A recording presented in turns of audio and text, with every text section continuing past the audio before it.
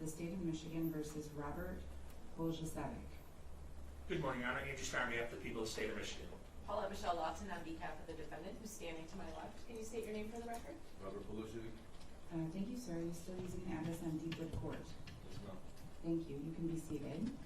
We may have other preliminary issues that need to be addressed prior to beginning the examination, which is set for today.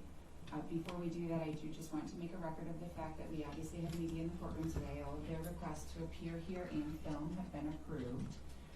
I do not live stream these proceedings with testimony for the specific purpose that I want to ensure that there's no potential that a mutual sequestration of witnesses order could be either violated or appear to be violated in some way. That's why I don't live stream these proceedings. There was a request to live stream the proceedings today, but I'm following my standard procedure that I adhere to in every case, that although the filming is permitted, they can do whatever they would like with the footage, of course.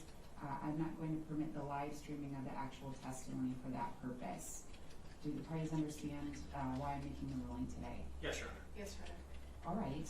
Preliminarily, anything else that we need to address on the record before we get going this morning? Your Honor, I would ask that my client have his right hand unhandcuffed so that he can write notes and assist me with today's preliminary examination. Certainly. Can you make that happen? Thank you. Anything else? Mutual sequestration? Yes, Your Honor. All right, so there is a request for a mutual sequestration order and no objection from defense. I will grant that order. Can you please advise who's sitting in the seat next to you for the record? This is Detective Pizzorni from the Troy Police Department. And is he your officer in charge? Correct. All right. So that order is granted. Anything else preliminarily that needs to be addressed before we call our first witnesses? No. Nothing, Your Honor. All right, you can call your first witness. Your Honor, the people called Detective Pizzorni.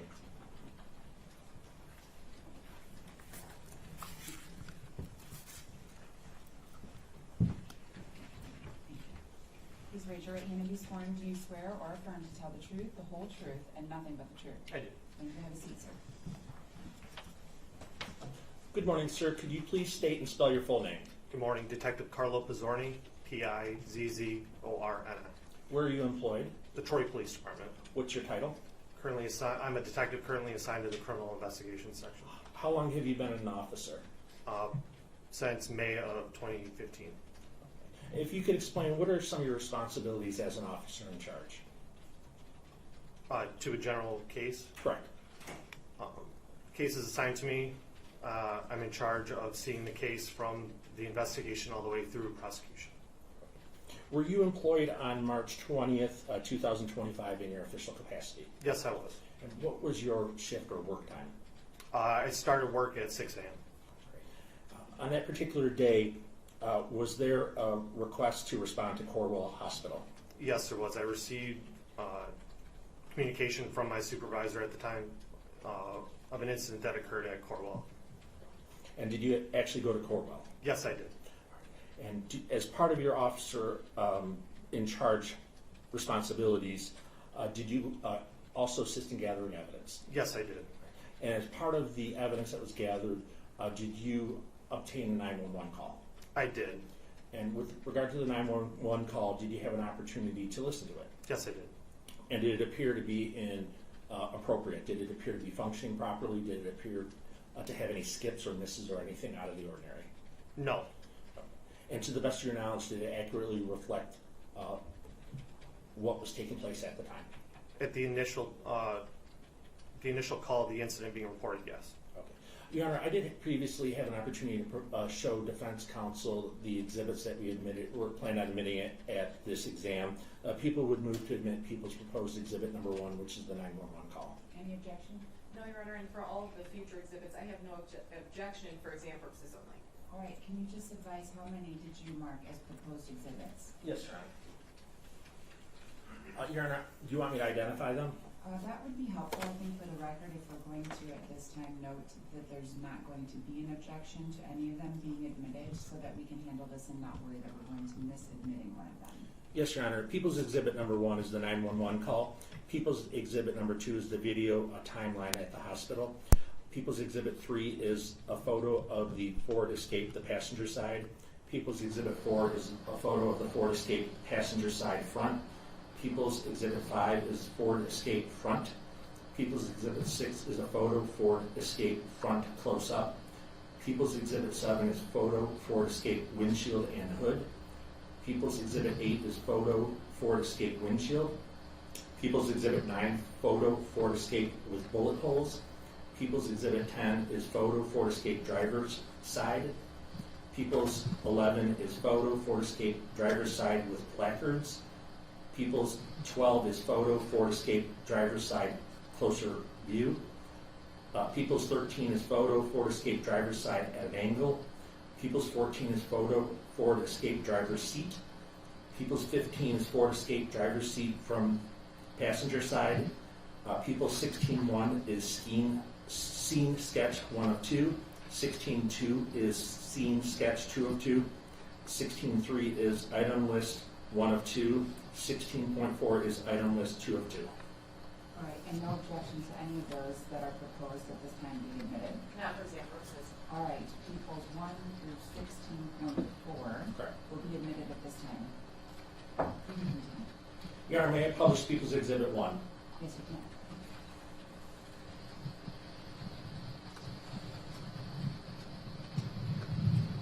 Thursday, March 20, 2025, 0708 and 33 seconds. 911, what's the address of the emergency? Hi, this is security for Troy Beaumont. Any officers out here? We currently have an active shooter in the parking structure. Do you know where in the parking structure? I am getting that information right now. All the information is coming in. Hold on 1 second. Hi, Dave. Are you wearing blue scrubs? Have one. Station 25, what floor is that RV on the parking structure? Can you say he's possibly wearing blue scrubs? Second floor. I'm in recess with one of the victims right now. They are on the second floor of the parking structure. The victim is currently at recess. Is he white, black, Hispanic? Do we know? They're calling in with the details right now. Hold on 1 second.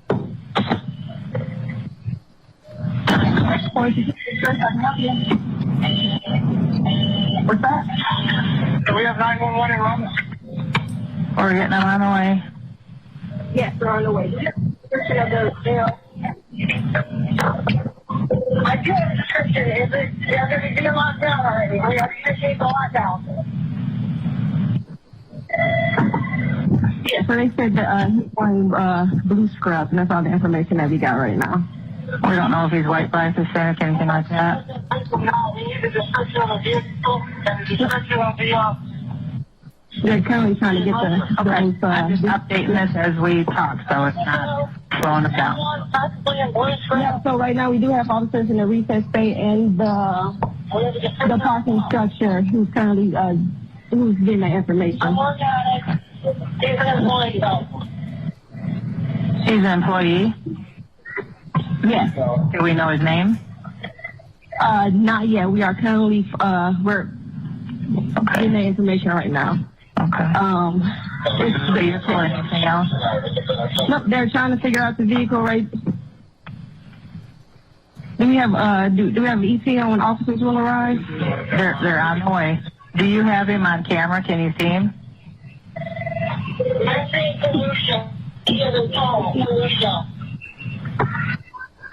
We do not. Okay. He works in radiology. They're trying to get the information right now. They're on the scene right now. Yeah, you're fine. Like I said, they're coming. I'm just updating them as you give me the stuff, so. Yeah. Alright. Security.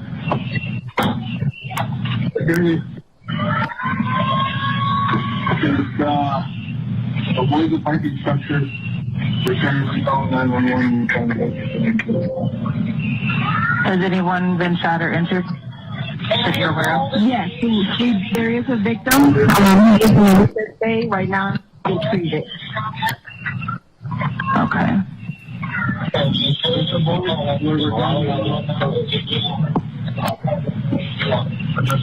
Right now. And he's stable and with medical? He is with medical. I'm not unsure of his condition. Okay. So, I'm sorry about that. There's a lot of information coming in right now. Yeah. but just avoid the parking lot. I just need either if there's a name for him or any updated location. We're calling 911, okay? Did they say we have any type of location on him or any description? They had uniform blue scrubs and gold equinox. Oh, right now? No, the shooter or the shooter, he was wearing blue scrubs and the gold equinox. Is he in the What's in the radiology? Was he still in the car? Well, I don't know. No, We're not sure about You don't that. have any eyes on him? No, we currently do not have any eyes on him. We're trying to locate him. Okay. And if you can find a name for me? Yes. Somebody got a name on it, didn't Robert, I think was the name. Robert. What's her name for?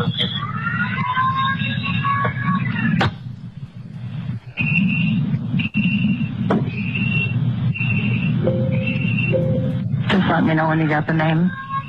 Yes. It's Robert Palusha. Is that the shooter? Palusha. That's the case. Robert Palooza. Robert Palusha. Robert Palusha? Yes. Are you sure on that spelling at all? I am not, unfortunately. Yeah. Robert Palooza. Yep. So, the victim is alert in Orrington right now. He has stated that that was the one who was Robert Palusha. Okay. All right.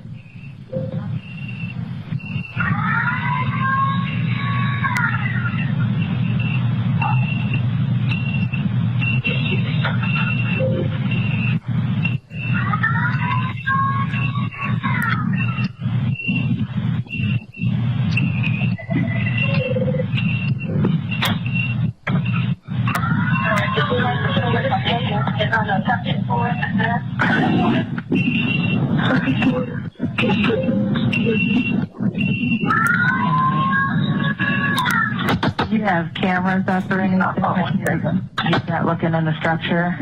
The victim's black phone escape is still on the second level. The shooter walked around his car. The shooting at the vehicle. It should still be up in the deck. Nobody's allowed to come in right now, right? Are you still there? Yes, I am. We see. I see on the cameras the police are on the scene. Okay. Is there anything else that you need from me? No, not unless you got a spelling or anything on this employee. I do not, but the staff who's on the scene right now, they'll have that. They're getting all the information as we speak. Okay.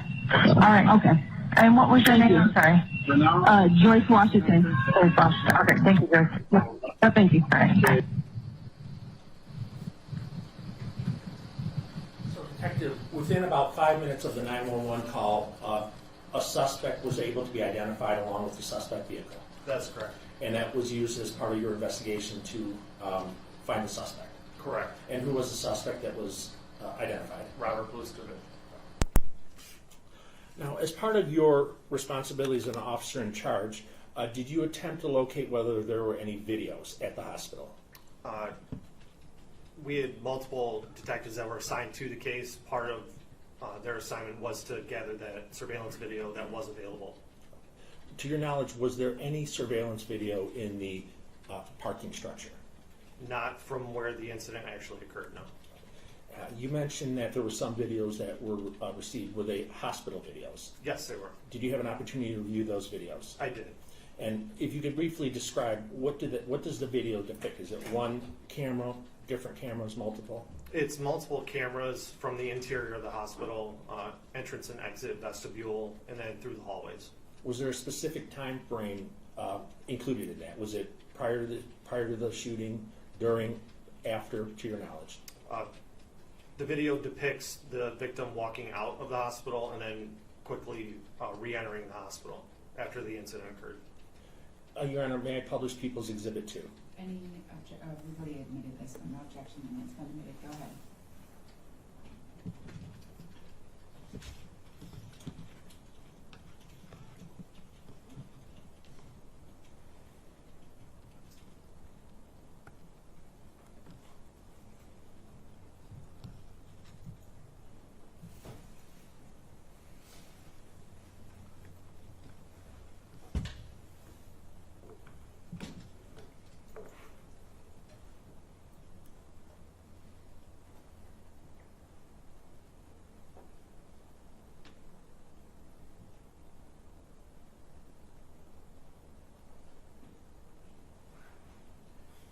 Who is that that's approaching the camera now? That would be the victim and hospital staff.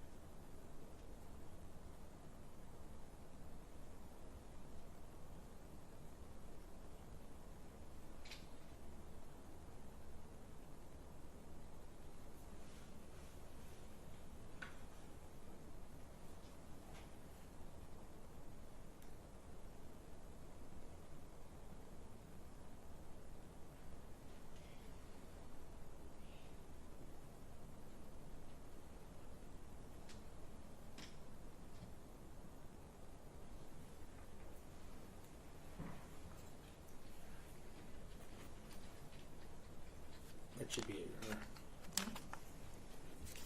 I don't have any further questions. All right, thank you. Questions for this witness? Good morning. Good morning. So you described as the officer in charge, your duties are to collect all of the possible evidence, correct? That's correct. And I know Mr. Starr asked you a few questions about video footage. You would agree with me that the parking structure that this incident took place in is affixed with cameras. Is that correct? That's correct. Okay. but you were unable to provide any video footage of the incident that happened in that parking structure, correct? We were advised by hospital staff that the cameras were not functional. And I didn't receive any, so I'm assuming that there isn't any of the outside cameras showing hospital traffic coming in and out.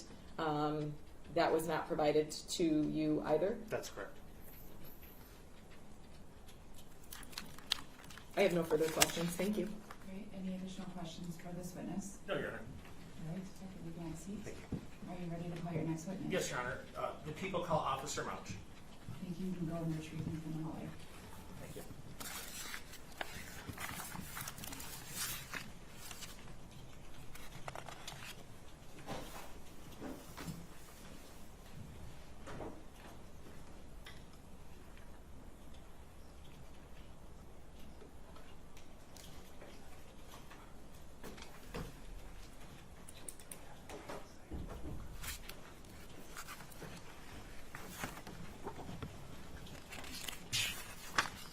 Please raise your hand. Do you swear or affirm to tell the truth, the whole truth, and nothing but the truth? I do. Would you have a seat? Good morning. Can you please say and spell your full name? Joseph Mouch, Joseph-Mouch. Where are you employed? The City of Troy Police Department. What's your title? I'm a police officer and also an evidence technician. How long have you been a police officer? 19 years. How about an evidence tech? 13. Have you had any specific training to be an evidence tech? Yes, it requires a basic 80-hour course, and I've had a couple of 100 hours training in advanced techniques since then. Okay. I'm not going to ask you for an exact number. How many crime scenes have you processed? Thousands. Have you ever processed a shooting crime scene? Yes, I have. Were you working on March 20th, 2025? Yes, I was. What was your shift? I was on day shift that day. And if you could tell, what were the hours of that shift? Day shift starts at 7 and runs until 5 p.m. Okay. And when you were working that particular day, you were working as an officer and as an evidence tech, correct? Correct. What sort of equipment do you have to assist you in your evidence tech responsibilities? I have a camera. I have stuff for evidence collection, packaging material. I have equipment to do fingerprint processing, DNA collection, those types of things. On that day, were you working alone or with a partner? I was alone that day. Now, on that particular day, were you dispatched to Corewell Health, Troy Beaumont, in the city of Troy? Yes, I was. What was your understanding of why you were being dispatched to that location? The initial was a response to a possible active shooter event. Where were you roughly when you received that request for dispatch? I was here at the police station. We were holding roll call at the time. And did you in fact go to the hospital? Yes, I did. And roughly how long did it take for you to get there? Maybe 5 minutes. And would you agree that the dispatch was around 7 o'clock in the morning? Yes. Now, when you received that dispatch, did you go to the hospital? Yes, I did. And where did you go at the hospital? I responded to the parking garage on the south side of the hospital. And how many parking garages are there to your knowledge? To my knowledge, there's only one parking garage. Maybe one. Okay. And when you went there, where did you go? I was initially on the first floor and went with a team of other officers to help clear the hospital. When you went to the first floor, did you observe anything out of the ordinary? Not on the first floor, no. And you said you met up with other officers. Do you know how many other officers you met up with? I think there were 6 of us initially. We formed into different teams. There were hundreds of officers, but we formed into different search teams. And your team, what was your team's role going to be in this investigation? We started clearing the hospital to check for any threats. And when you cleared the hospital, did you observe anything of evidentiary value? No, not at that time during the clearing of the hospital, no. Okay. What happened after the hospital was cleared? What did you do next? After that, I was relieved of that and then transferred into my evidence technician role. And what do you do to transition into that role? It means I secured my rifle and my tactical vest and switched over and grabbed my camera. Okay, and why is it that you needed to put on a tactical vest? For protection in case we encountered any threats while clearing the hospital. Now, when you went, after you cleared and you got your equipment on, where did you go? I responded over to the ambulance bay and met with our command staff there and was directed to one of the trauma rooms. Okay. And when you went to the trauma room, who did you see? I saw our victim. What, if anything, did you observe of the victim? I observed he had several injuries. Do you remember where? His right shoulder, his left upper arm, and then his left hand. What did you do after you met with the victim? I photographed his injuries and then proceeded over to the second floor of the parking structure. Okay, and why is it that you were going to the second floor? That's where I was advised that our victim's vehicle was located, and that's where our primary crime scene was located. When you went to the second floor, was there anybody there? There were other officers securing the immediate area. And is that common for That's you? common. We need to secure the scene and have it taped off and keep scene security so that evidence can be preserved. Okay. And was anything out of the ordinary that you saw when you first arrived at the crime scene? There were shell casings along the parking garage aisle. Okay. Now there was. You indicated that there was a vehicle. Yeah. What type of vehicle was it, to your recollection? It was a black Ford. Was it parked front in or backed in? It was backed into the space.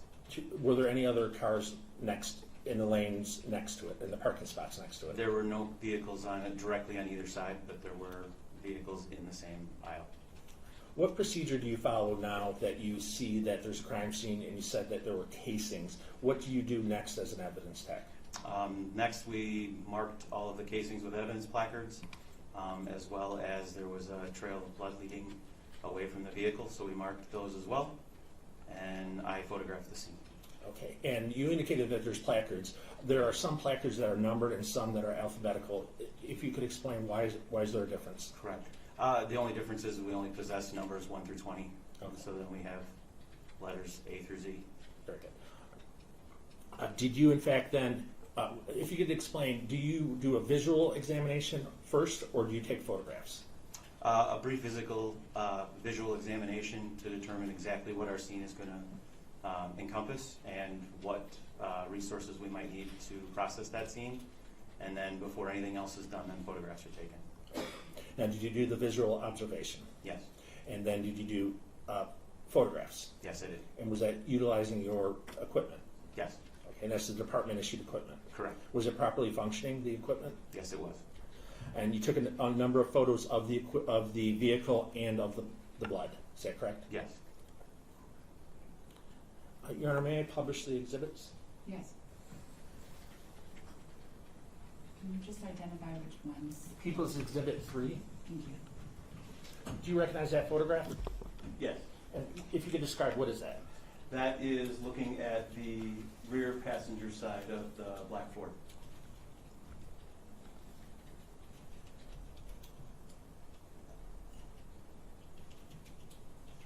Was there any damage to that side of the vehicle? None that I noticed. And why did you take a photograph of that if there was no damage? We document all the way around the vehicle so that we have photo documentation of the entire thing.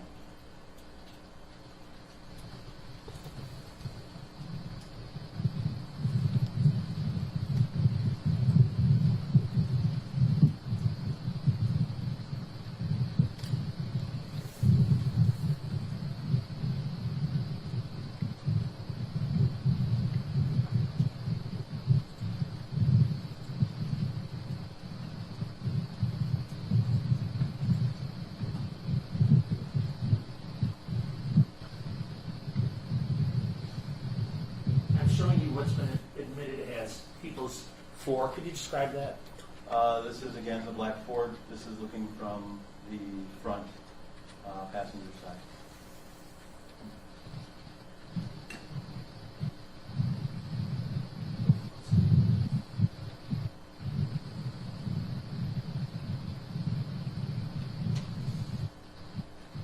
I'm showing you what's been admitted as People's 5. Could you describe that?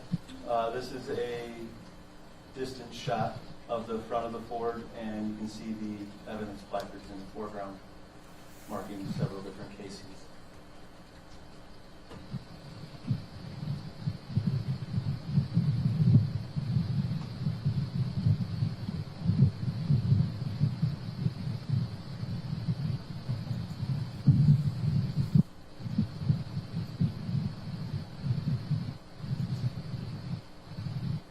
People's Exhibit 6. of the front of the Ford. And do you notice anything about the windshield? Yes. And what is it that you observed? There are several what appear to be bullet holes in the windshield. And that would be 5? Yes, I believe it was 5. People 6? I'm sorry, 7. This is another view of that same Ford, more focused in on the windshield.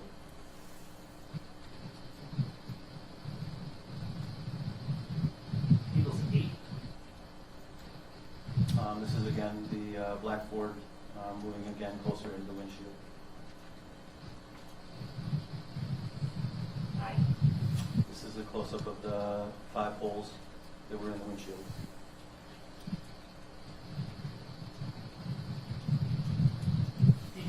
Did you recover any of the bullets from the vehicle? Yes. Okay, and where were those bullets located within the vehicle, if you recall? One was located, there were several fragments located. One was by the driver's, between the driver's door and the driver's seat on the driver's floor. There was another behind the instrument cluster in the dashboard. There was another one that was located under the driver's seat. I'm showing you People's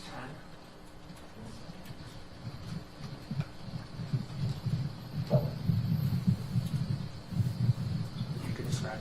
This is a view looking at the front driver's side of the black Ford.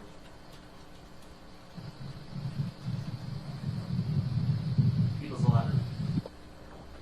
This is a view of the driver's side of the black Ford. And it indicates that, or it shows that there's a number of placards, 11, 12, 13. Do you recall, without looking at your report, what those items were? There was a casing, there was a round, a spent round, there was a couple of spots of blood, and I don't recall the last one.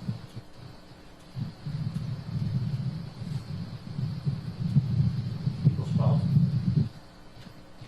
This is another view of the driver's side of the black Ford.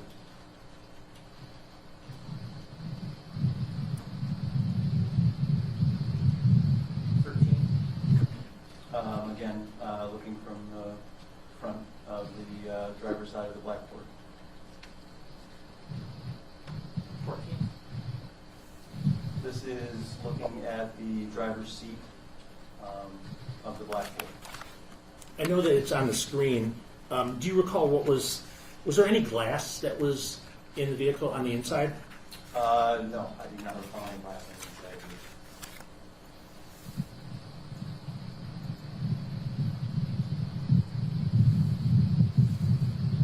People's 15. This is looking from the passenger's door over towards the driver's seat of the black Ford.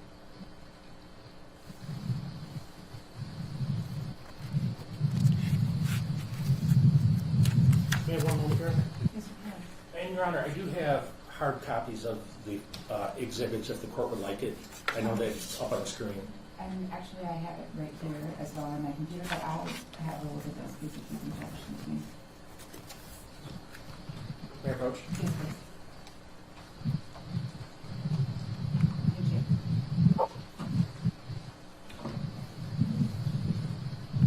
Your Honor, I don't have any further questions. All right, thank you. Questions for this witness? Good morning, sir. Good morning. Did you have any interaction directly with my client? No, I did not. I have no further questions. Thank you. All right, thank you. Any other questions for this witness on redirect? No, Your Honor. Can the witness step down and be excused? No objection. All right, thank you, sir. Thank you. Anybody ready to call your next witness? Yes, Your Honor. Who are you calling? Tyler McCoy. Go ahead and retrieve this person from that way.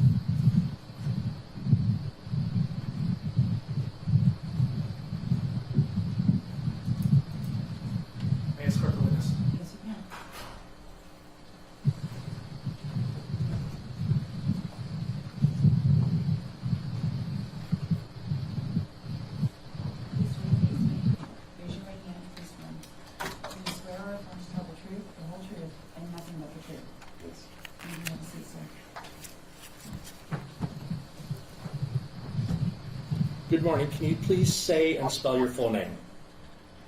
My name is Tyler Matoin. It's Tylermatoin. Is it right if I call you Tyler? Yeah. I'd like to draw your attention to March 20th, 2025. Where were you working? Corewell, Beaumont of Troy. That's located within the city of Troy? Yep. Now, on that date, is that the one located on DeQuinder? Yes. Just to get a little bit of background information about Corewell, does it include a hospital, correct? Yes.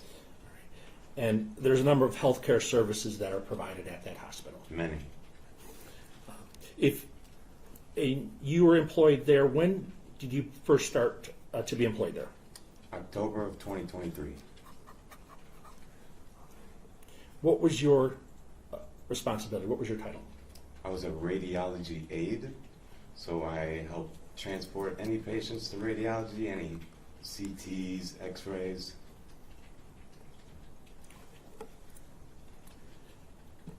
Now, in that, you said the radiology department? Mm-hmm. You have to answer yes or no. Sorry.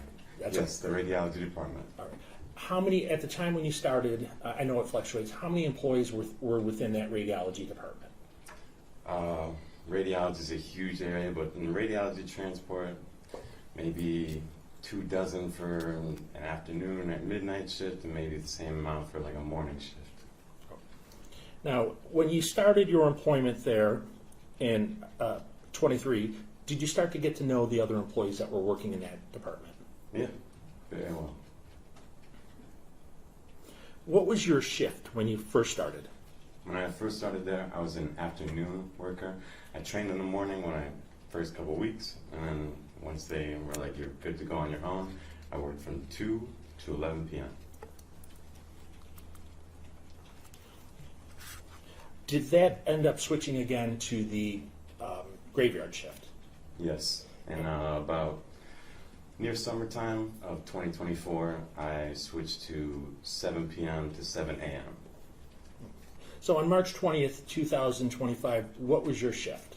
My shift was the midnight, 7 p.m. to 7 a.m. While you were working there, was one of the other employees a person by the name of Robert Peljasevic? Yes. And, did you know Robert prior to your employment at the hospital? Prior to employment, I did not. So was he working there prior to you working, or did he get a job afterwards? Yes, he was already there when I started working. You mentioned that you had switched a number of shifts. Were you on the same shift as him? We both decided as friends that we should try this new shift out. It was filled with a lot more camaraderie, filled with a lot more freedom as workers, where as a day shift and an afternoon shift, there's a lot of pressures, there's a lot of, I don't know, kind of frantic people at the hospital moving around, surgeries, things like that, IR. So the midnight shift, there's still a need for emergency patients, and there's a lot more time to just be with the team and help anybody that needs. So it was a more fun shift in the end, and we as friends decided to go to that midnight shift. Okay, you said you as friends. Did you form a friendship with him at work? Yes, just around the time of the beginning of my career there, about like November 2023 is when we really started getting to know one another. Okay, and you indicated that you had a friendship at work. Did that friendship go out into your personal life also? Yes. And when you had slow times during that midnight shift, would you spend time with him at work? Yes. So did you get to know a lot more about him personally? Yes. And professionally? Yes. Did he volunteer personal information about himself to you? Many times. And did you volunteer personal information about yourself to him? Many times. Do you feel that at the time, when you started to become friends, that you were developing a good friendship? Yes. How would you characterize it when your friendship with him? As time went on, I viewed this man as a brother. I viewed him as close as a friend of anybody that maybe you grew up with. Did you feel camaraderie with him? Yes. Did you hang out outside of work with him? Yes, we would go to things like boxing. We would go to things like breakfast after a shift. We would do many little activities after work just to hang out maybe for a few more hours. Now, and again, I know it's a basic general question. How would you describe your friendship with him? Would you hang out with him outside of work daily, weekly, monthly, something different? Many days during the week sometimes. Okay. Did you exchange telephone numbers? Yes, Did you follow each other on social media? at some point. Okay. And what types of social media did you follow with him? I recall social medias like Instagram, like TikTok, like Snapchat. Now, I have to transition to something that may be a little bit difficult for you. And if you need a break or at any point, feel free to let us know. Did there come some time during your employment that your father passed? Mm-hmm. You have to answer yes or no. Yes. Okay. They passed in December. In December of what year? 2024. Okay. Obviously, it was rough for you. Very. Did you take any time off of work when that happened? Even during the time where I knew he was going to pass soon, I decided to keep working. I would end a shift and go right to a hospice to see him. I didn't take time off work. I didn't want people to worry. I even more so wanted to be a pillar of hope for other people. Or as other people were feeling down about this, feeling down about that, I'd say, hey, like, I have a lot of things going on, but I'm still working, I'm still thriving, so, don't let anything get to you like that. So I just continued working through that whole process. Okay. In your opening, you told your boss and your other employees about your unfortunate situation. Yes. After your father had passed, was there anything that happened to the friendship that you had with Robert? After my father had passed, there was almost like a decline, I could say, in the friendship. It appeared that maybe I had done something in this process to aggravate, but there was a change in a sense that I didn't at first realize. Okay. And what sort of change, if you can kind of give us an example? The conversations might have been different than before, whereas maybe we would support or laugh with one another. It was a little more aggressive on one end, and I was kind of taken back by that. There was many times where conversations led towards the passing, and it's not something I would always want to talk about. There was conversations from his perspective where he would speak to my father and pray with my father, and that set me off my guard a little bit because I wasn't expecting things like that. Okay. I want to ask you a little bit about some things that happened in January of 2025.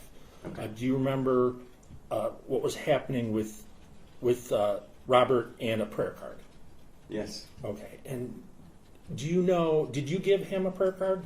Yes. I put in like a little card protector. I gave it to him because when the funeral happened and there was some text sent between me and him at the funeral service, December 14th, I was letting him know that I would bring him something, a token of this funeral so he could remember him as long as just as I did. And in early 2025, that prayer card was taken and urinated on by him. Well, we'll get to that in a moment. So and I apologize for interrupting. So in January of 2025, did you have a conversation with Robert? Yes. And did you have a conversation about Robert where he indicated that he had to talk to your dad? Yes. Okay, and that was after your dad was deceased, right? Yes, this is after his passing. And what did he tell you specifically that happened? That the conversation that he had with your dad? There was a conversation that took place between Robert and I where Robert had said that he would talk to my dad and he would say like, I wish I could have met you, but your cocksucking son wouldn't invite me to the funeral, and that was like a very big strike in my eyes. My father hated when anybody in his family was ever talked to negatively, even if it was our own family. He would be kind with it, but that was like a huge no in my eyes. What effect did it have on you when he said, first of all, that he had talked to your dad after your dad had passed? I have a huge heart, so when I heard it, I didn't think anything of it in like a paranoid or skeptical way. However, upon thinking of it, I did wonder what might he talk about that he didn't tell me, or what might he do when I'm not there, or what might he think when I'm not there. So it did kind of make me paranoid in a sense, but I never really gave the time to think about something like that. Then, was there another incident or something that took place when you were at work? More specifically, do you recall in January of 2025 that you were texting somebody? Yes. And where were you texting that person? In the radiology transporter break room. Okay. Is that a break room that's open to the public? Only open to staff workers. Okay. And was it during your shift that you were texting? Yes. And what, if anything, happened during the time when you were texting that relates to Robert? That situation took place around like midnight, and it happened after Robert and I were on a job, and he had walked away from the job. I came to the break room. He was maybe in the bathroom or something. He comes back into the room and starts talking about whatever, just small talk. I was texting a nurse that I just had the job with. I was asking them, what university did you go to? I was maybe considering that as a possibility for a career. And he told me a university that my grandma had gone to. So I was texting my mom then. I was like, did she go to this university? While this small talk was happening outside of the phone, I was asked, who are you texting? I was like, I'm just texting a nurse. Why? He's like, I was just, wondering who you're texting. What about on your other phone? And I said, I have my mom, my brother. Why does it matter? And he started getting defensive because, in my defense, I suppose, it sort of aggravated him maybe, and he used multiple vulgarities towards me, like, why are you being such a little bitch about this? Why are you being this? Why, like, what does it matter? And like, I'm just asking who you're texting. I told him I wouldn't ask this of you. I wouldn't ask who you're texting. I wouldn't care who you're texting. And he's like, that's me. That's not you. This is me asking. And it was a very weird situation to me. And when you say he, who are you referring to? Who was that conversation with? Robert. Did you feel he was aggressive? Yes. How so? Aggressive in a sense of interrogating. I felt like I was just on my phone, one a work phone, one my personal phone, that it shouldn't be anybody's information or anybody's worried who I am texting. Did you have a chance to think about what had happened with him after it took place? I did. And based upon that, did you call him the next day? I did aim to call him the next day, and on that call I vocalized that I no longer wanted to continue this friendship. I didn't want to view each other as brothers. This sort of thing had happened maybe a handful of times beforehand, but not on the level of this at work. So as soon as it took place in the professional environment, I was kind of sick of it. I was finished with this behavior. I was finished with this idea that this is how a friend would speak to another. So I said, hey, like, I'd like this to no longer be active. I'd like this to no longer be brothers. I wish you the best, though. Like, God bless you. And that was not taken well. And how did he take it? What did you observe? What my words and what my meaning was said, he took it as the opposite, as if I was swearing against him or saying the opposite of God bless you. And the reaction was, oh, you're a little bitch, you're a coward, you're a pussy, you're this, and all these obscenities. Did you continue to work with him after that had taken place? I did continue working at Radiology Transport. Had your relationship, friendship changed after that conversation? Yes, greatly. I'd like to draw your attention to February of 2025. Did you and he make arrangements to meet anywhere? Yes, it was a day after I had just gone snowboarding. I got a text saying we should meet up. From who? Then when I got the text, I had a real weird feeling about that. I was like, this is a very odd thing to hear after I was just spoken to the way I was spoken. And the day after that trip to Pine Knob, I go to this coffee shop that I've chosen. I'm like, okay, I know this is a place that's good and open, and I arrive before he does. I buy 2 coffees, I buy 2 desserts, so we can both share, maybe talk about something, maybe shred or close any ill feelings towards each other. That was my hope in this. Was that Robert? Yes. Again? And what coffee shop was it, if you recall? It was the name is not going to be how it's spelled, but it's called Shahf Coffee. It's SHAGHF Coffee in Utica. Okay. And when you went there, were you alone? I was all by myself. And when he showed up, was he alone? When he approached the car, he was alone. Oh, were you? So you bought the items, then were in your car? I mean to say, when he exited his car. Okay. And did he come into the store? Were you seated at a table? Yes. And when he approached you, did you notice anything unusual about him? No, nothing. It seemed friendlier than the last conversation we had. So it was, again, odd in a sense. And when you sat down, what was the conversation? We sat down, talked for a second. Hey, this is a nice place, things like that. Just very small talk. We stepped outside. He wanted to smoke a cigarette, and then very similar things were repeated about this whole event, in a sense. That it was like, things like you're wrong in this. You realize you're wrong in this. You betrayed me, in a sense. Like, he just felt the sense of I've done wrong to him, and I've been unfair to him, and I said that I hope this didn't change the memories that I've created. Like, we've gone on road trips. I've made you a music video. I've cooked food for you. Like is nothing good anymore? And he said no. He didn't see any of that as good. Did he say anything that you did wrong that upset him? He more so referenced. I don't remember the detail of any of that, and more so, there's a handful of times I could have said, I don't want to be brothers with you. So I almost took that so for many months, many days, have you had dirt? And you felt that I've done wrong and I've never even known?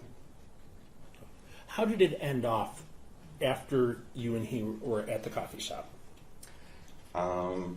After we were like, okay, let's split. He got into his car, I went to my car, and he said, hey, let's FaceTime. I said, okay. So as I was driving, I put my phone in the cup holder, and I got the call, and I was at a red light, and he said, hey, look at the, can you see my screen? He used the sharing screen, whatever feature on a FaceTime, and I looked at the phone, and it was my father's prayer card, which on one side has a picture of Jesus, on the other side has a prayer, and Robert was urinating on it. And he was urinating on it, and then he threw it in the toilet, and then I saw it flush. And all I could say is, wow, real classy, and then the call maybe hung up a minute later, maybe not even, and at that moment it was I turned off the radio, just drove back to my house, and it was a very quiet ride, and in my head I was like, that is the final straw. I cannot be in contact, I cannot give this guy any more of my energy. I'd like to draw your attention now to, again, from February up until March 20th, 25, after that coffee shop. Were there any points during that time frame that you were berated? At work. Okay. And by who? Robert. And can you give the judge examples of how you were berated? There was multiple little moments. I remember one moment I was just humming. I had gotten to work. He was already there. He'd already clocked in, I'm assuming, so I already started working. I just arrived, and I would always bring food before I clocked in, so I could just have. So I could have food before I started my shift. And I remember humming, and as people started dissipating out of the room, it was just me and Robert. And he said, like, "You singing now?" And I said, I'm just humming. And already feeling this aggressive sort of conversation coming towards me, and he started saying swears in Albanian toward, like, you know, like, oh yeah, like, go fuck yourself, or things like that, like basically just like very vulgar language towards me when I just hummed a song. There was another moment when he was leaving work, and he said, fuck your family in his language. He basically said, fuck your mother in his language. And this was him just leaving. He had his backpack on. He was about to walk out the door. My only response was, hey man, God bless you. God help you. And I said, urinating on the cross, that's a very bad, that's sacrilege, that's desecration. And that was when he was leaving, so he opened the door again and then said, what? I was like, that's desecration of the cross. And I got a job on my work phone, so I started walking towards the emergency center. So we were both walking towards the emergency center, and he just kind of kept going, like, I don't need God's help, like, you know, I didn't do anything. This is your problem now. And I was again, I'm just trying to be like, man, this is what you did is wrong. And he was proud of what he did, though. Like, there was no point where he ever had reluctancy or regret. He was proud of what he did. And I said, no, you will need God's help, because what you did is very bad. And he said, no, like, I didn't piss on the cross. He didn't believe that. He said, I pissed on your father's name, and I pissed all over it. Like, he was very, very, felt succeeded, felt achieved in that act. How did it make you feel? Did you feel aggressive towards him? Not in any way. Since I was going to the emergency center to go grab a patient for a scan, for a picture, whatever they needed, as he exited and he was saying all these obscenities, as it echoed in the stairwell, I just walked towards the job, and that, like, is out of my mind. It's one ear out the other. That's every time this happened, it was one ear out the other. Okay, and then 2 weeks before, was there an eraser board within the employee area? Yeah, we have a big whiteboard for any people who need to sign up, anything like that. And did there anything happen with that, where you wrote something on there? All the time I would write, it's Wednesday, March 13th, this day in Nordic Color, I'd put like a fact or something, you know, something to make people read and make people like, oh, that's nice, and go about their day. Anything that I could to lift my team up. And I remember multiple times Robert just erasing it and me rewriting it.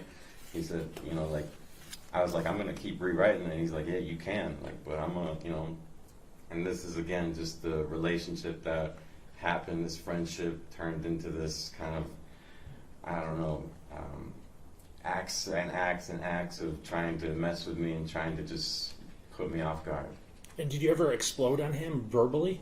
No.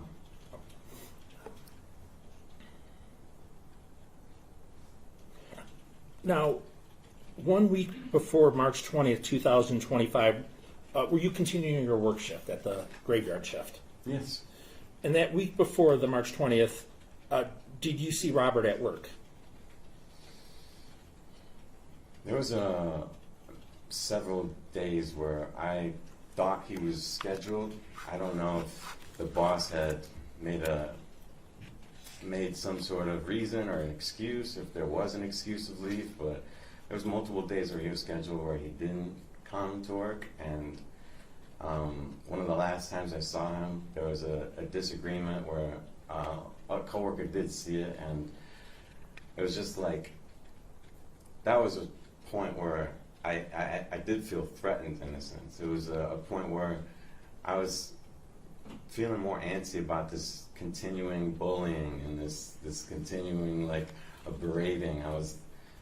I remember something like he kept talking about me, and I said, like, this is like womanly. This is almost like an ex-girlfriend talking about me. Like, I don't know what's going on right now. And he took that as like, oh, you're calling me a woman? Like you're a pussy. And then I remember saying like something in reply, and then he said, if my coffee doesn't taste good the next day, like, you're gonna know. Like, and he used that as a reason of like, if the next morning his routine didn't go how he felt, for a good day, then he would do something about that. Then he would make it right. So I took that one moment. Now in hindsight, I should have taken it a little more seriously, that maybe in my one little rebuttal, that I've actually angered this man and that he might do something. Did you block him from social media and from your phone? In early February, when that situation happened over FaceTime, that was, like I said, that was my final straw. And that was when I deleted the number. I don't know if I blocked him, but that was when I kind of canceled any way of communication. I'd like to draw your attention now to the late hours of March 19th leading into March 20th of 2025. Were you working your midnight shift on that date? I was. And again, what were your hours? My hour was 7 p.m. to 7 a.m. Did you drive to work that day? I did. Did you drive to work alone or with somebody else? No, I would always drive alone, and my parking was always reversed in a parking garage. And is there a reason why you always parked in reverse? Preference. Where did you park? There are so many floors of the parking garage. When I run this question in my head over, I'm not sure if it was right near the door or maybe a level above the door, but I do remember parking in the parking garage, maybe on the second level. Now, that shift that you had, the graveyard shift, was there anything unusual about that shift? Was it busy, not busy? That shift felt even more like usual just because it was a super slow day. I remember texting a friend at 5 a.m. like, I am so tired, I'm so ready to go home. And that shift, when it ended, did you leave the radiology area? Just around 6:55 or something, I started leaving the break room, put away my work phone, started walking towards the time clock, which is nearest to the garage opening. So then around 7 a.m., that's when you clock out, and I head towards the garage, head towards where my parking spot was. Okay, so when you clocked out, when you were going to your parking spot, were you alone or were you walking with a coworker or a friend? For the first time in a while, I was actually alone. I think everybody kind of had an early shift that day, so if you're lead of our department, you'll leave 30 minutes early, so I just thought I would stay until 7, and I left with nobody. All right. So when you're walking out to your car, when you're on the level of your car, do you notice anything unusual about it? Since it's a graveyard shift, it's so you're almost out of it. I was just looking at the sunrise. I was just kind of walking in my car, almost zombie-like. I remote started it. I'm like, I gotta get home. I'm so exhausted right now. And as I opened the driver's side door, I could recognize the car next to me, but it's such a common car in Michigan alone, Chevy Equinox, that I didn't think anything of it. But as I open my driver's side door, I see this door open, and in front of the car walking towards me now is Robert. And I peek my head out. I was almost halfway in, but I peek my head out, and he says yo, what's up? And I'm thinking what is up? What's up? And that's when he shows a weapon. Okay, and, let me stop you there. So you see him. When you first saw him, did you see any weapon? No. Okay. And then you said you saw a weapon. What type of weapon? It appeared to be like a black handgun. I don't know what kind of gun, but it was like a black handgun. What were you thinking when you saw the defendant, Robert, with a gun? I thought this is the last thing that I needed to end my shift, and this is the last person that needed a gun, especially with how he's felt towards me in the past couple of months. I immediately thought this could be my last moment. Okay, so you were about to say that you saw him with the gun and you were by your vehicle. If you could tell the judge what happened after that. So I'm in the driver's side of my car. The door is still open. As soon as he approaches the hood of my car and is kind of coming around the hood, I see the weapon. As soon as I see the weapon, there was bullets within milliseconds, and I ducked immediately near the steering wheel. I couldn't count bullets. I am not like that. I was just trying to survive as much as possible. As soon as I heard a few shots, now that I know it's 5 bullets, and he comes around the driver's side of the car where my door is still open, and a few more shots are discharged, and then I heard like of a gun, so I heard clicks, which indicated to me that either the gun had jammed or the gun was out of bullets. He walked to the rear of the car, back towards his car, I assume, and as soon as that took place, I grabbed my things. I even dropped some things, grabbed those, and ran towards the hospital. Any way I could towards the hospital. Anybody I saw, I let know that, please, there's a shooter, please help. Like, there's a shooter, please take cover, take care. And that was like my way back into the hospital. Do you see Robert, the person who was shooting at you, in the courtroom today? Yes. Could you please describe where he's seated and an article of clothing that he's wearing? He's currently wearing orange and white, and he's seated to your left. Your Honor, may the record reflect the witness has identified the defendant, Mr. Puljasevich. Any objection? No objection for exam purposes. Thank you. Record was waived. Why didn't you close the door when the initial 5 shots took place? I didn't think to close the door. As soon as I saw the guns and it began firing, I just took cover. When the gun was firing, I kept the door open. I didn't think he would come around, but I kept the door open as a way of exit, as a maybe means to get out. So I just didn't want to be trapped in that vehicle. When he was standing at the driver's side door, were you able to see his face? Yes, but every time there was firing or there was him by the driver's side door in the front of the car, or every time I saw him. On a scale of being 0% certain who shot you to 100% certain who shot you, how certain are you that the person shot at you was the defendant? 200%. Do you have any doubt in your mind? No. Were you having any disputes or feuds with anybody else? None at all. Any relationships that were going bad around this time? None at all besides this one. And when you were at the entrance to the hospital, did you take a look back towards the car? As I was walking towards the entrance, I had this feeling I didn't want to be chased. I didn't know if I was going to be chased, so I didn't know how fast I needed to go, and I looked behind me, and I quickly just saw the defendant, and I looked back towards the door, made it through stairs, couldn't use my right arm, and I made it into the hospital. When they got you into the hospital, did they take you somewhere? As soon as I started walking in the hospital, people coming in and people leaving, immediately saw that something was wrong. I was holding my arm, and I couldn't use my right arm, and immediately, once a nurse assistant, I believe she was, saw that, she took my left arm and started helping me towards the emergency center. in which they took me right to a resuscitation room where I was immediately starting to be operated on, cared for in a sense. Okay. In that recess place, were you startled?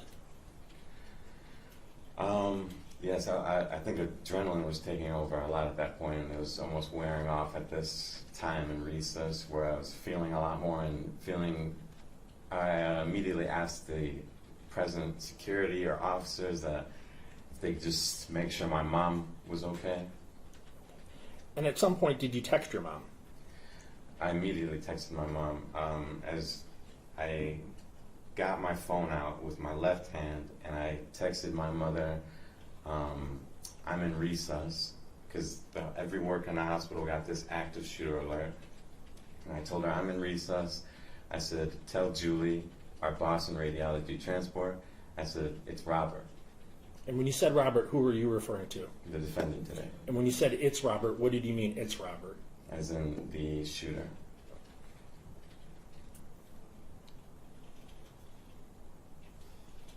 Did you tell the police who shot you? Yes. How did you feel when you were telling everybody that Robert had shot you? There was a lot of. I'm surprised I was able to walk towards the emergency center, but as you're sitting in the stretcher with all these moving parts, all this person putting this in you, or this person putting an IV in you, and the police asking me, who did this? Like, do you know who did this? I almost was reluctant to say, because everything in my growing up is like, well, don't rat on your friends, don't tell on your friends, and to have to tell people that it was a friend, that somebody who I've cooked for, hung out with, went on road trips with so many times was a friend. It was so difficult for me to do that as a man towards another man, because I knew how much this guy had in life. He was looking to be in music. He had a lot of talents, so it was very difficult for me to have to give now information that could protect the public. It was very difficult for me. Now, you mentioned some injuries. What were your injuries? So now I have a huge scar to my chest down to my elbow. I had a shattered right humerus. The bullet was lodged near my shoulder, and they'd taken that out. And there was a through and through bullet on my left arm, so it went through the front of it, out the back, maybe out the back, or in the back, out the front. I'm not sure.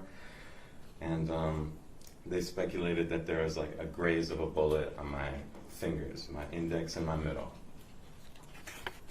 May I have one moment, Your Honor? Yes, you can.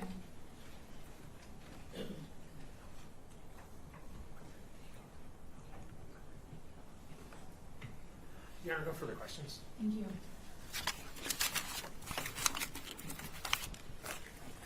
Good morning. If I ask you something that you don't understand, just let me know and I'll try to rephrase it, okay? Okay. Alrighty. So you had described when the prosecutor was asking you questions, how you started working and how you began being friends with Robert. Do you remember that line of questioning? Yes. Okay. And you stated that after your father passed away, there was kind of a decline in the friendship. Do you remember stating that? Yes. Okay. And you stated that Robert told you that he would speak and pray with your father or to your father. Do you remember saying that? Yes. Okay. And you said that would set me off. Do you remember that? Yes. What did you mean by that? Off guard. Set me off guard. Okay. And how did that make you feel then? I guess I'm not understanding what setting me off guard means. Uncomfortable, putting you at a displacement. Okay. So after that situation, I believe you described that in January of 2025, there was further conversations that you felt you needed to completely end the friendship. Is that correct? Yes. All right. Do you recall there a time where you went to Robert's home and celebrated his birthday with his family? Yes, this is when the music video that I mentioned before, this is when we were able to watch it and enjoy that together. And that was a very nice night. And do you remember when that was? January 12th, January 13th. So this was after the situation that you just described, when you said that it would set you off or make you feel uncomfortable, correct? Yes, those prior conversations about my father, yes. Okay.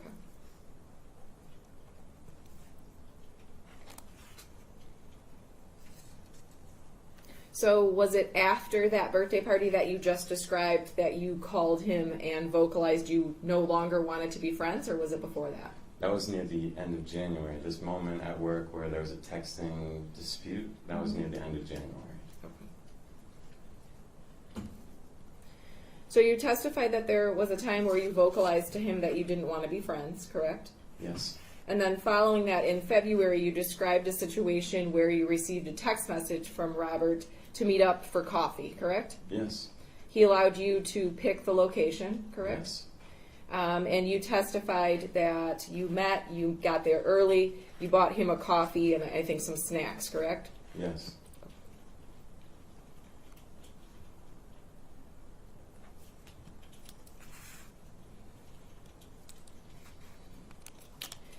During that conversation, did you tell Robert that the friendship or that he was nothing more than a learning lesson?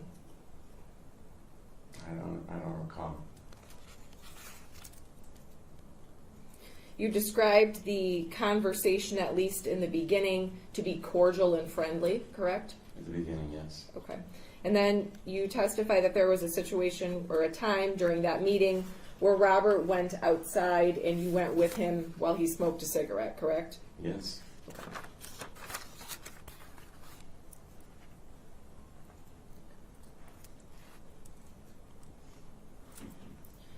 Now, moving forward just a little bit, you described some situations while at work where you said that Robert would be swearing in Albanian. Is that correct? Yes. Okay. Do you speak Albanian? He's actually somebody who taught me a lot of Albanian, so that's the only reason I could translate some of the things he was ever saying.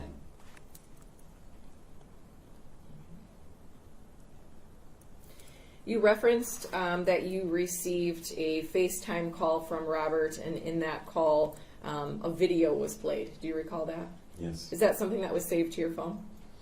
No, I was driving, so I didn't think at the time to record or take evidence of it at all. I just looked down at a red light, and there it was on my phone. Understood.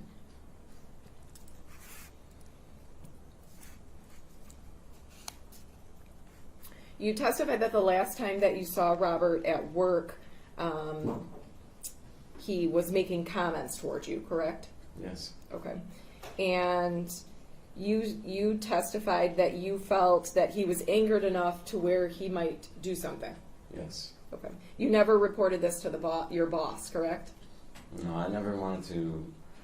That was why when things became more work-centered and people started realizing that there was something going on, I didn't want that. I didn't want to make this a public problem or put him at any means to lose a job. I don't act like that. I don't function like that. If there is ever any workplace relationship that isn't going well, I just create distance. I'll just do my own thing and try to ignore it. Okay. So short answer, no, you never reported it, correct? No, never. Okay. Never reported it to the police, correct? No, I had no reason.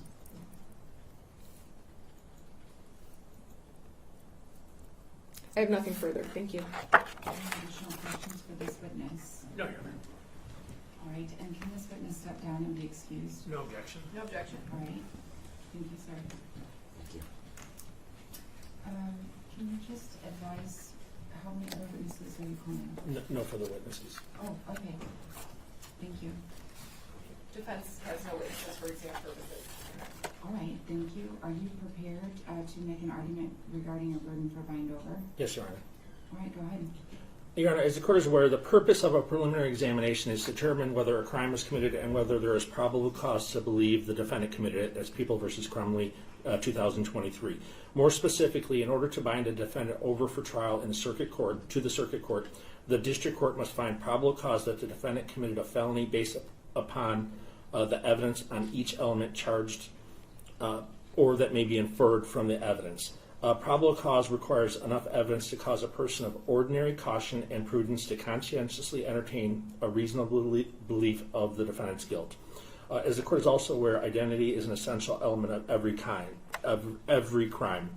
Evidence supporting that the defendant perpetrated the crime may be circumstantial, but must nevertheless demonstrate reasonable grounds to suspect the defendant's personal guilt. Your Honor, as the court is aware, the defendant is charged with 3 counts. As to count 1, the elements are first, that the defendant tried to physically injure another person. Second, that the defendant committed the assault. He had the ability to cause an injury, or at least believed that he had the ability. Third, that the defendant intended to kill the person, and that the circumstances, there was nothing to legally excuse it. Now, the important question, Your Honor, in this bind over is that the intent. The necessary intent to kill may be inferred from the circumstantial evidence. Here we have both circumstantial and direct evidence. That's People v. McReynolds, 237 Mitch App 168, 1999. And the court gives guidance as in order to determine what the necessary intent and what can be inferred. And this includes the nature of the defendant's acts constituting assault, the temper or disposition of the mind with which those acts were apparently performed, whether the instrument and means used were naturally adapted to produce death, the defendant's conduct and declarations before, during, and after the assault, and any other circumstances that may throw light on the intent. Here, Your Honor, you've heard the evidence in this case from the victim, Mr. Matoyan. He testified that on March 20, 2025, he was doing his shift, and after his shift, he went to his vehicle. He clearly saw that it was the defendant. The defendant then pulled out a weapon that was concealed on his person. He then began firing at the victim. The victim was in his vehicle. He's within a closed, blocked-in area. He's trapped in that vehicle. The court had a chance to see the pictures. He has no place to go. And the defendant, who he identified as 200% certain who was the person that was shooting him, fired at least 5 rounds into the windshield. The court can see the photographs of the bullet holes. You've heard the evidence technician testify that the bullets were located to the driver's side, by the door, and other places within the vehicle. It is reasonable to infer that his intent was to kill Tyler on that date when he shot multiple times into the vehicle, not only from the front.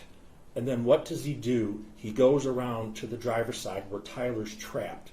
He unloads additional rounds hitting Tyler. Tyler's trapped in a vehicle, a small, short vehicle, in a confined area with nowhere to escape. And you heard him testify he left the door open because that would be a route that he escaped. Not only that, but you could see the anger from the 5 shots, the shots from the side, that he continued to fire because he wanted Tyler dead.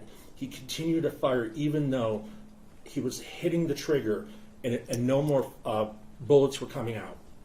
So what does the defendant do? He goes back towards his vehicle.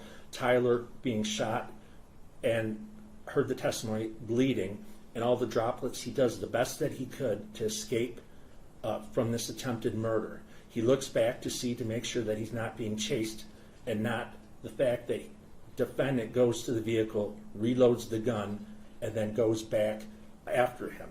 He goes in, and you heard him able to see his injuries that he has. His bullet is lodged, and he's shot in crucial areas.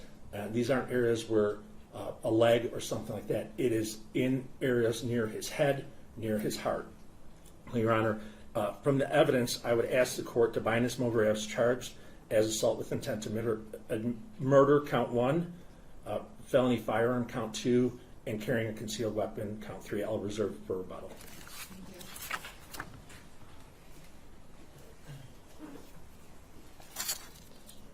Your Honor, obviously for today's purpose, the burden is much lower than if this case was bound over and we were standing in front of a jury. I do believe that there has been a question of fact that has been created by the testimony that was provided today. As to count 1 and count 2, as to count 3, I do not believe that there has been enough evidence produced to bind that matter over. There was absolutely no testimony on a weapon being recovered. There was no testimony on the weapon at all, except for the testimony of Tyler, who said that it looked like a black small gun. There was no testimony about the type of rounds, the type of casings, or anything relating to the weapon itself. As to count 1 and count 2, though, I do agree that it's a question of fact for a trier of fact at the circuit court. Thank you. Nothing further, thank you. All right. Well, I've had an opportunity to listen to the testimony today of the 3 witnesses that were produced by the people for preliminary examination. I've also had an opportunity to consider the exhibits that were admitted into evidence, including the 911 audio tape, the video footage from inside different areas of Corewell Beaumont Hospital, located in the city of Troy, from the date of the alleged incident, March 20th, 2025. I've also had an opportunity to consider each of the people's exhibits as it relates to photographic evidence that was secured by evidence tech and police officer Joe Mouch. The people already articulated the burden that has to be met in order for these matters to be bound over to circuit court, and it's accurate. It's a probable cause standard. Specifically, the court has to determine whether the evidence that has been presented during the course of this hearing is sufficient to cause a person of ordinary prudence and caution to conscientiously entertain a reasonable belief in the accused's guilt. The defendant actually concurs, as it relates to count 1 and count 2, that to the extent that people had to produce enough evidence to establish each element of these 2 offenses to a probable cause standard, the people have met their burden, and these issues really remain questions of fact that must be reserved for a jury. And that jury, of course, would hear the case at a trial that would take place at the circuit court. Clearly, I think it's important to note that I find that people have, in fact, met that very important element of intent as it relates to assault with intent to murder. For many of the reasons that the people cited, that the court can consider both direct evidence as well as circumstantial evidence. In this particular case, the court relied heavily on the photographic evidence. In fact, that would be people's 7, 8, and 9 that depicted shots fired into the windshield of the victim or the complaining witness's vehicle on the date in question. These shots are all centered directly on the driver's seat. The testimony from Tyler Matoine today was very compelling in terms of making a determination that probable cause has been established as to the elements of these 2 charged offenses, specifically to the intent. As we heard today, the testimony really took the court through 2 years of a relationship between these 2 parties prior to the incident occurring. The relationship was a strong one at some point, but had deteriorated based on the very detailed information that was provided today during the testimony of Mr. Matoine.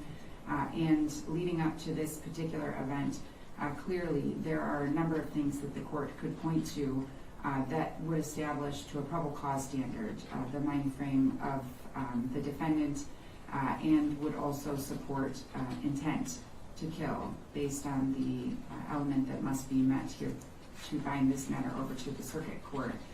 Count 3 is carrying a concealed weapon. The defendant is taking the position that the people have not met their burden as it relates to this particular count, even to a probable cause standard.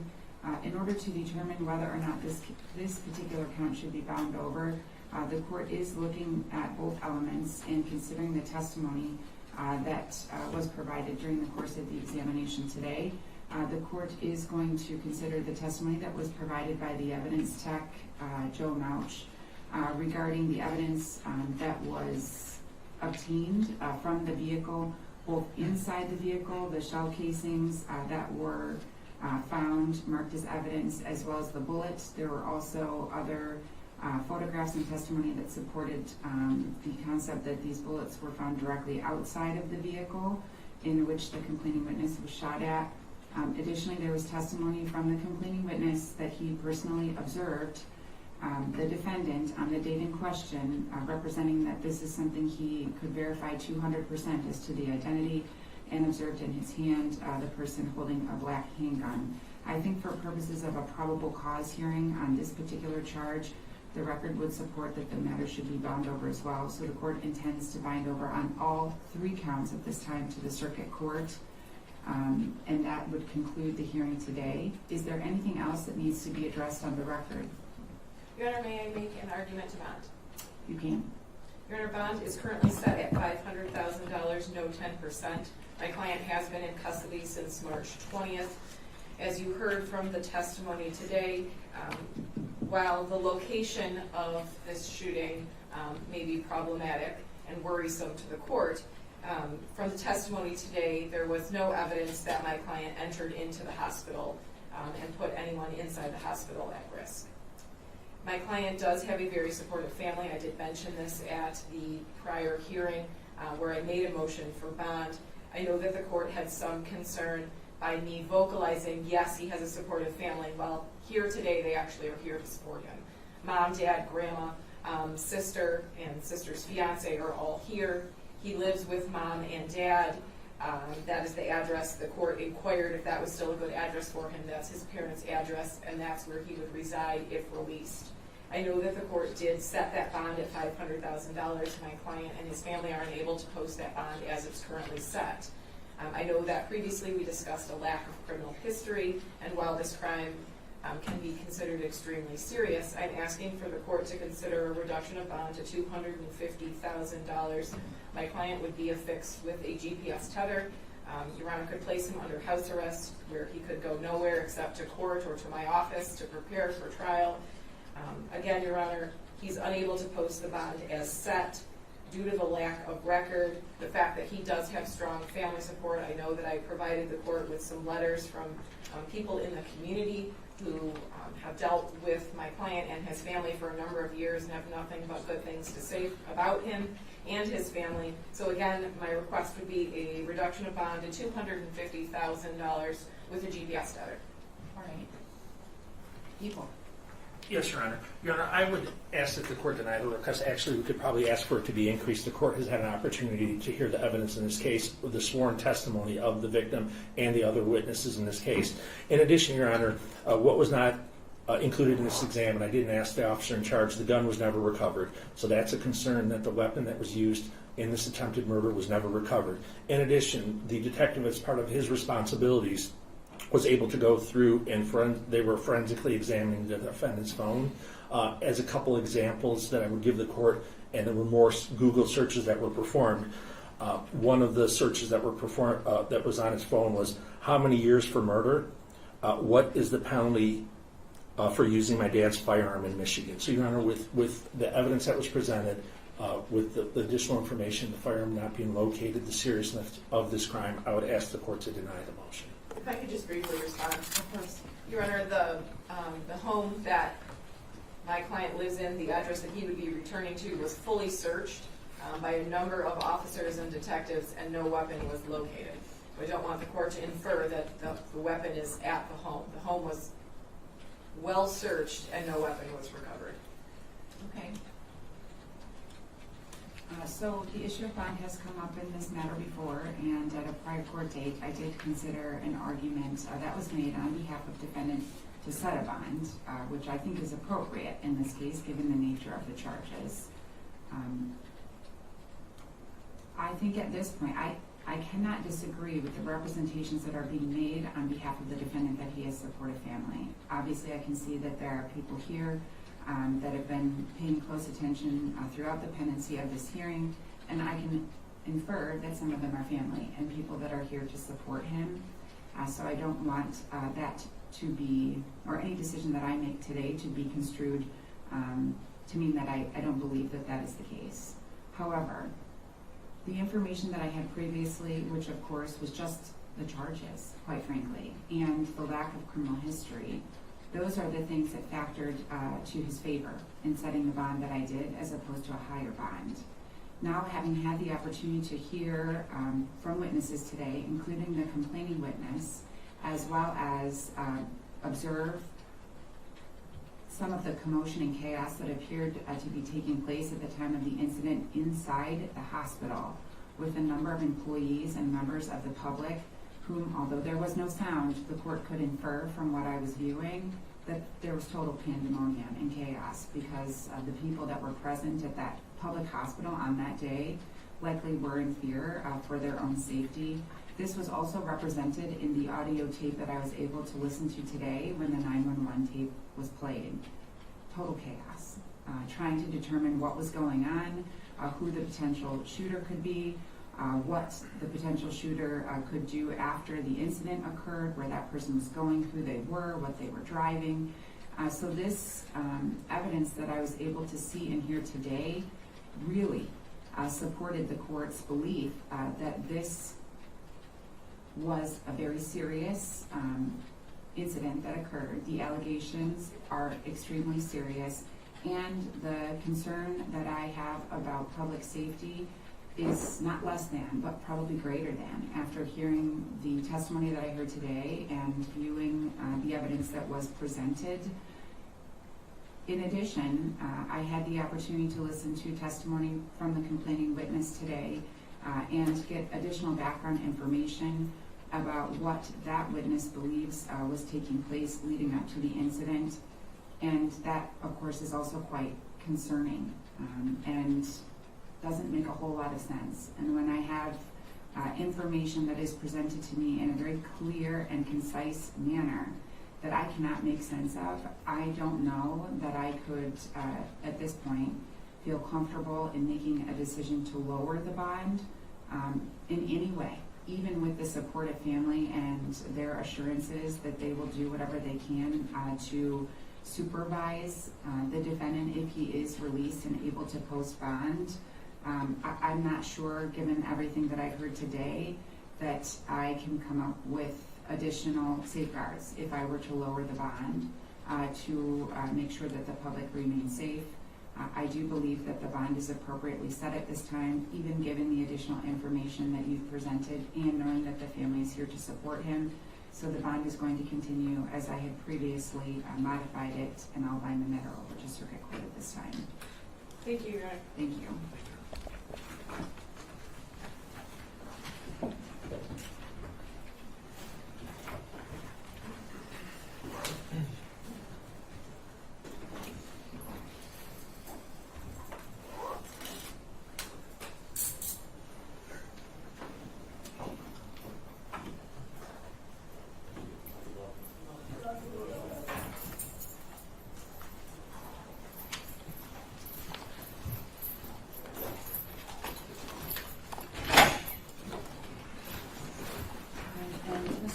Could I return the exhibits to you? Yes, may I approach? Yes, please.